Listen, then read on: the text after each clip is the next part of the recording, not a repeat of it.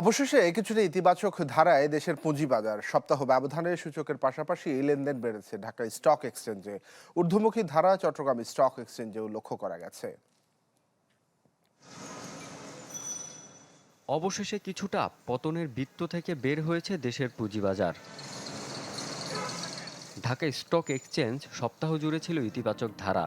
আগের সপ্তাহের তুলনায় 140 পয়েন্ট বেড়েছে ডিএসসি এক্সের সূচক। বেড়েছে লেনদেনের পরিমাণও। সপ্তাহ ব্যবধানে 1957 কোটি টাকা বেড়ে লেনদেন 5758 কোটি টাকা। হাত বদল হওয়া শেয়ার ও মিউচুয়াল ফান্ডের মধ্যে বেড়েছে ঢালাইয়ে দৃঢ়তা, নির্মাণে নিশ্চয়তা। প্রিমিয়ার সিমেন্ট, ঢালাইয়ের রাজা। 309টি, কমেছে 41টি, আর অপরিবর্তিত 38টির দর। লেনদেনের শীর্ষে ছিল Orion infusion limited, square pharmaceuticals PLC, city bank PLC, Asian laboratories limited, Beximco pharmaceuticals PLC. Chattogram stock এক্সচেঞ্জেও ছিল ইতিবাচক ধারা। প্রধান সূচক সিএসপিআই 339 পয়েন্ট বেড়েছে।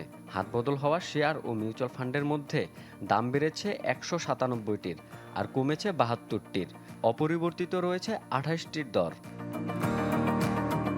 লেনদেনের শীর্ষে ছিল FAS finance and investment limited, prime finance and investment limited, Fareast finance and investment limited, PLC leasing and finance service. Ronok Mahmud Sourav, channel 24, Dhaka.